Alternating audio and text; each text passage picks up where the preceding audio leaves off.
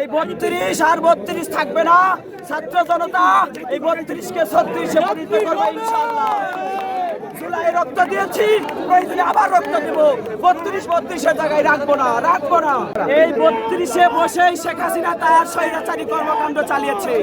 অতএব এই 32 আমরা দেখতে চাই না। শেখ হাসিনার কোনো অস্তিত্বই বাংলার জমিনে আমরা চাই না। ইন্টারপোলের মাধ্যমে হোক, যেভাবে হোক, মামুর বাড়ি দিল্লি থেকে জামাই মুদির কাছ থেকে শেখ হাসিনাকে এনে ফাঁসি দিতে হবে এই বাংলার জমিনে।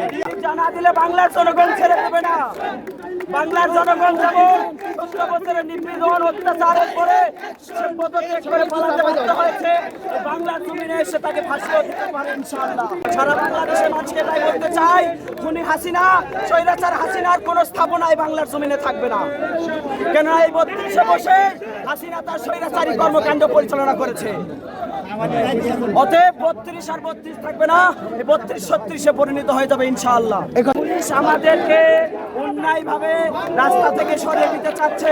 পুলিশ স্বৈরাচারের পক্ষ নিয়ে আম জনতার উপরে টিয়ার সেল নিক্ষেপ করতেছে। পুলিশ স্বৈরাচারের পক্ষ নিয়ে আমাদের উপরে সাউন্ড গ্রেনেড মারতেছে। পুলিশ চায় এই বাংলার জমিনে আবার স্বৈরাচার ফিরে আসুক, কিন্তু ছাত্র জনতা দেবে না। এই 32 থাকবে না।